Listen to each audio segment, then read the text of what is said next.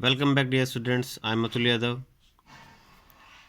We are going to deal with vital signs. This is our third video over vital sign. In previous two videos, we have discussed about general definition of vital signs, normal vital signs. What are the vital signs? There are 5 vital signs: temperature, pulse, respiration, blood pressure, and pain. Then what is temperature, thermogenesis, thermolysis. यहाँ तक हम सभी पहले ही बात कर चुके हैं अब पिछली 2 वीडियो के अंदर कि नॉर्मल डेफिनेशन क्या होती है वाइटल साइन की। वाइटल साइन कितने होते हैं? 5 वाइटल साइन होते हैं। 5वां वाइटल साइन पेनिस होता है आपका। थर्मोजेनेसिस, थर्मोलाइसिस क्या होता है। देन किन किन एक्टिविटी की वजह से आपका टेम्परेचर बढ़ सकता है, ये कैसे क्रिएट होता है। Thermolysis it means break down of temperature, कैसे कैसे शरीर के अंदर से टेम्परेचर बाहर निकलता है, हीट बाहर निकलती है। देन की पॉइंट्स हमने देखा था, नॉर्मल वेरिएशन आता है बॉडी के अंदर 97 से 99 डिग्री फ़ारेनहाइट का वेरिएशन सुबह और शाम में देखने के लिए मिलता है। कॉमन साइट ऑफ टेम्परेचर होती है एक्सिला, ओरल, रेक्टल, ये भी हमने देख चुके हैं। हाईएस्ट टेम्परेचर हमको शाम को देखने के लिए मिलेगा 4 से 6 बजे के बीच में। लोएस्ट टेम्परेचर सुबह के 4 से 6 AM के बीच में मिलता है। उसके बाद हमने देखा था मेंस्ट्रुएशन साइकिल के कंप्लीट होने के बाद टेम्परेचर लिटिल बिट अमाउंट में डाउन हो जाता है, ओवुलेशन के बाद में इंक्रीज हो जाता है, क्योंकि एक सर्टेन हार्मोन प्रोजेस्टेरोन की वजह से ऐसा होता है। यूज डोर्सल सरफेस, ये आपको डोर्सल सरफेस से इसका इस्तेमाल करना है जब भी आप टेम्परेचर ले रहे हैं, अगर आपके पास थर्मामीटर नहीं है। मोस्ट रिलायबल मेथड है आपका असेसमेंट करने के लिए तो रेक्टम बोलेंगे। मोस्ट रिलायबल मेथड आपका रेक्टम है। Most common method of assessment is oral. Then हमने उसके बाद बात किया था लास्ट वीडियो के अंदर assessment of temperature through glass thermometer. Glass thermometer से कैसे टेम्परेचर लेंगे, कैसे उसको क्लीन करेंगे, डिसइंफेक्टेंट का कैसे कैसे यूज़ करेंगे, जैसे डिटोल है, सेवलोन है, लाइजोल है। ये कुछ कन्वर्टिंग फार्मूलाज हैं। अगर आपके पास डिग्री सेल्सियस में है उसको फ़ारेनहाइट में कैसे कन्वर्ट करें, फ़ारेनहाइट है तो सेल्सियस में कैसे कन्वर्ट करें। इलेक्ट्रॉनिक थर्मामीटर क्या होता है, कैसे यूज़ किया जाता है। Tympanic membrane, disposable paper thermometer क्या होता है, टेम्परेचर सेंसिटिव और स्ट्रिप्स क्या होती हैं, ये सभी चीज़ें हमने लास्ट वीडियो के अंदर डिस्कस किया हुआ है। देन हमने टेम्परेचर ऑफ आर्टरी थर्मामीटर भी देख चुके हैं लास्ट वीडियो के अंदर। अभी हम बात करने वाले हैं इस वीडियो के अंदर common site of temperature assessment, यानी मुख्य कौन सा साइट है जहाँ से हम तापमान ले सकते हैं किसी भी पेशेंट का। तो मोस्ट वो होता है oral, axilla, rectum, growing and vaginal. तो मोस्ट आपने देख रहे हैं कि रेड पेन से मैंने ओरल लिखा हुआ है क्योंकि ये सबसे ज़्यादा कॉमनली यूज़ होने वाला मेथड है आपका ओरल। चलिए ओरल देख लेते हैं क्या होता है। पेशेंट के मुँह के अंदर जब आप थर्मामीटर रख के जीभ के नीचे टेम्परेचर लेते हैं उसको बोलते हैं ओरल टेम्परेचर। अब ओरल टेम्परेचर के अंदर करना क्या होता है, place the thermometer for 2 minutes at least. जब भी आप थर्मामीटर से मर्करी थर्मामीटर हो, जैसे आप रीडिंग लेने के लिए जा रहे हैं पेशेंट के पास, कम से कम 2 मिनट पेशेंट की ओरल कैविटी के अंदर रखेंगे अपने थर्मामीटर को। अगर आपके पर्सन ने पेशेंट ने क्या क्या कोई गर्म पानी, ठंडा पानी, स्मोकिंग की हुई है, कोई चिंगम वगैरह वो खा रहे हैं, तो कम से कम 15 मिनट का इंतज़ार करेंगे, उसके बाद ही पेशेंट का टेम्परेचर लेंगे। तो ये सभी कारण है जो डेविएशन लेके आ सकते हैं, अल्ट्रेशन लेके आ सकते हैं हमारी रीडिंग के अंदर। अगर पेशेंट ने गर्म पानी पिया है तो तापमान ज़्यादा आ जाएगा, जबकि पेशेंट का तापमान उतना नहीं होगा। ठंडा पानी पिया होगा तो तापमान कम आ जाएगा, जबकि पेशेंट का तापमान ज़्यादा होगा। तो ये सभी कारण हैं जिन कारणों की वजह से आपको कम से कम एटलीस्ट 15 मिनट इंतजार करना है, अगर ऐसा कुछ है तो। देन कॉन्ट्राइंडिकेशन, किन किन परिस्थिति के अंदर आपको ओरल टेम्परेचर नहीं लेना है। पेशेंट आपका अनकॉन्शियस हो, पेशेंट को सीजर आ रहा है, एपिलेप्सी हो, ओरल इंजरी हो गई हो, कफिंग आ रही हो पेशेंट को, या फिर चिल्ड्रन हो, कोई 6 साल से छोटा बच्चा है, तो ऐसे किसी भी पेशेंट का आपको ओरल टेम्परेचर कभी भी असेस नहीं करना है, क्योंकि इन सभी कंडीशन में क्या का मरकरी थर्मामीटर टूटने का खतरा है और पेशेंट को ओरल इंजरी हो सकता है, तो तभी पेशेंट का हम टेम्परेचर नहीं लेंगे। देन सेकंड पॉइंट एक्जिला, यानी काक के अंदर से टेम्परेचर कैसे लेंगे। Place thermometer for 5 minutes, ideal for newborn and children. यदि कोई छोटा बच्चा है, न्यूबॉर्न है, या फिर कोई बच्चा है 2 साल का, 3 साल का, उनके लिए क्या करेंगे, कम से कम 5 मिनट तक आपके थर्मामीटर को रखेंगे एक्जिला के अंदर। इसमें भी एक मुख्य बात ध्यान रखना है, एक्जिला के अंदर जब भी आप तापमान लें किसी भी पेशेंट का, कम से कम एक गोज पीस से सबसे पहले एक्जिला को क्लीन करें ताकि वहाँ पे कोई मॉइस्चर वगैरह ना हो, ताकि तापमान हमें अच्छे से मिल पाए। Then rectum temperature, place thermometer for 5 minutes. Rectum के अंदर आपको टेम्परेचर थर्मामीटर को कम से कम 5 मिनट के लिए रखना है, same as axilla.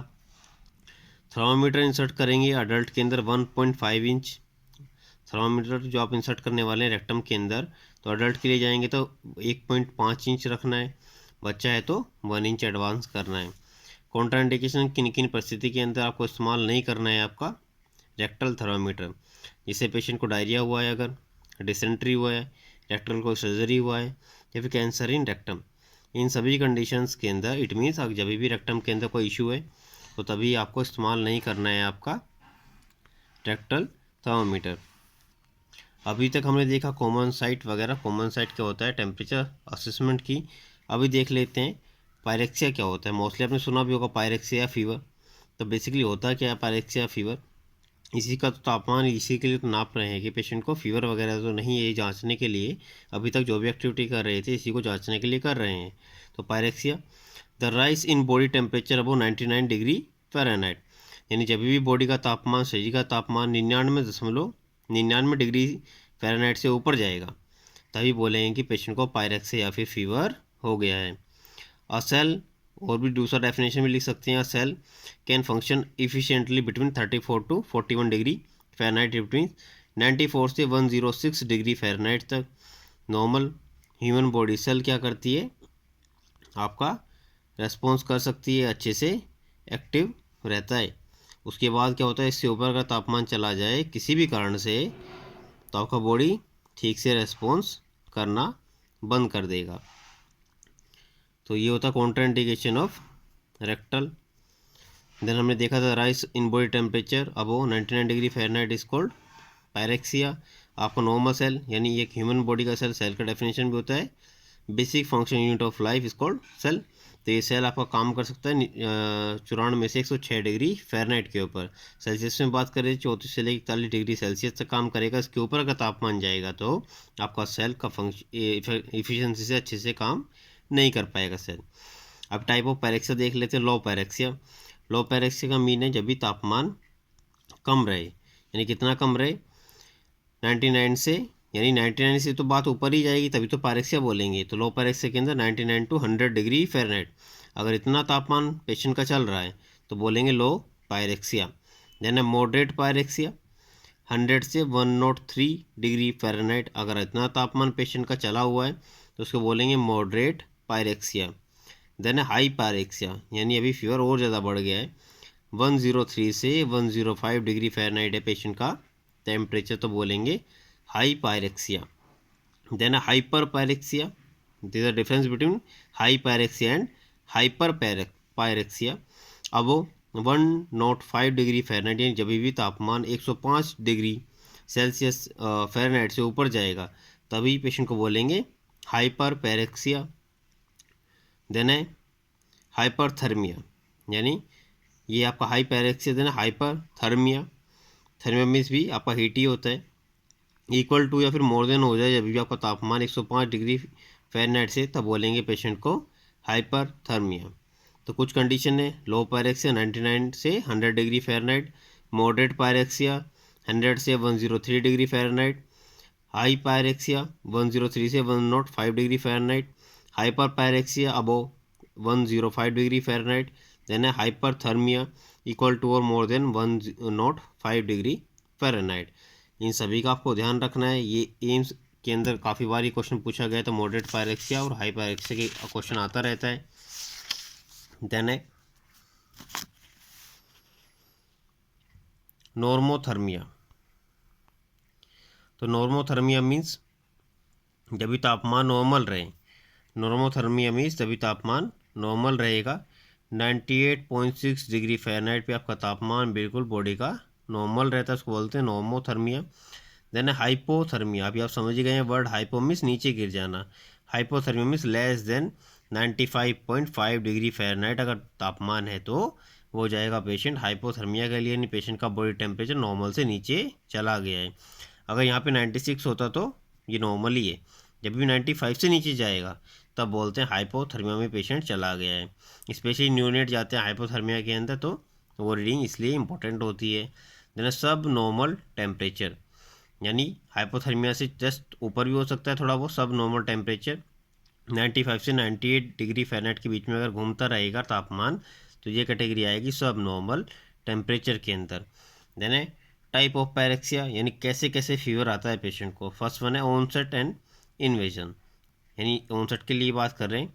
It is a period when body temperature rising, यानी ऑनसेट क्या होता है, जब भी पेशेंट का बॉडी का तापमान लगातार बढ़ते हुए चले, इसको बोलते हैं ऑनसेट और इन्वेजन ऑफ पायरेक्सिया। देन है Physgomostadium, a period when body temperature reaches maximum and remains constant at high temperature, यानी ये वह अंतराल है समय का जब बॉडी का तापमान अपनी ऊंचाइयों पर पहुंच जाए और वहीं पे कांस्टेंट हो जाए। जैसे किसी पेशेंट का तापमान 105 डिग्री फ़ारेनहाइट पे पहुंचा और वहीं पे जाके कांस्टेंट हो गया, इसको बोलते हैं आपका फेजियम या फिर स्टेंडियम पायरेक्सिया।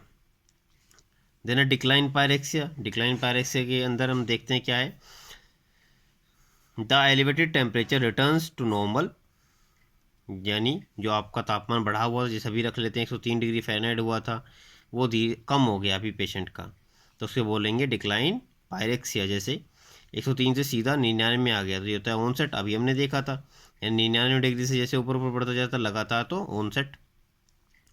अभी फेजियम कम्युनिटी सडनली डिक्लाइन, अभी हमने देखा था, यानी टॉप पे पहुंचा, यानी ये आपका स्टेंडियम टेम्परेचर ये है आपका 103 डिग्री फ़ारेनहाइट।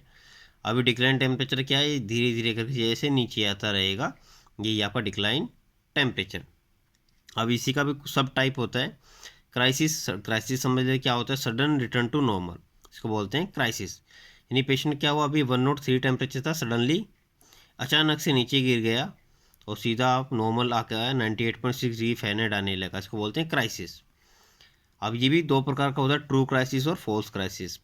ट्रू क्राइसिस बोले तो temperature fall with improvement in patient condition, यानी बुखार भी पेशेंट का कम हो रहा है, फीवर भी कम हो रहा है और धीरे धीरे पेशेंट की कंडीशन के अंदर इंप्रूवमेंट देखने के लिए मिले, तो बोलते हैं ट्रू क्राइसिस, यानी तापमान अच्छे से कम हुआ, सही से कम हो रहा है। Then false crisis, temperature fall but patient condition does not improve, यानी तापमान तो कम हुआ है लेकिन पेशेंट की कंडीशन के अंदर कोई भी इम्प्रूवमेंट देखने के लिए नहीं मिला है। ये बेसिक डिफरेंस है ट्रू क्राइसिस और फॉल्स क्राइसिस के अंदर। देन है lysis, temperature falls in zigzag motion, यानी जब का टेम्परेचर है वो जिगजैग मोशन के अंदर नीचे आ रहा है, कभी बढ़ता है कभी घटता है, कभी बढ़ता है कभी घटता है, जैसे कि in zigzag manner for 2 to 3 days of a week before reaching normal and other symptoms also disappear, यानी एक हफ्ते सप्ताह के अंदर बॉडी का तापमान कभी ऊपर कभी नीचे, कभी ऊपर कभी नीचे तो आ रहा है, धीरे धीरे करके वो सिम्टम्स जो भी हैं वो डिसअपियर भी हो गए, लेकिन टेम्परेचर सीधा नीचे ना आके, जैसे डिक्लाइन फेज में नीचे ना आके जिगजैग मैनर में नीचे आ रहा है, इसी को बोलते हैं अलाइसिस। इस वीडियो के अंदर हम यहीं तक कवर करेंगे। हमने इसके अंदर कुछ टाइप्स देखे हैं, टाइप ऑफ पायरेक्सिया के अंदर onset, stadium, decline, then types of crisis, what is crisis and types of crisis, lysis. यहाँ तक किसी भी पर्सन को, किसी भी स्टूडेंट को कोई भी इशू है, कोई भी क्वेश्चन है तो कमेंट सेक्शन के अंदर कमेंट कर दे, हम उधर आंसर आके करेंगे। Okay, thank you.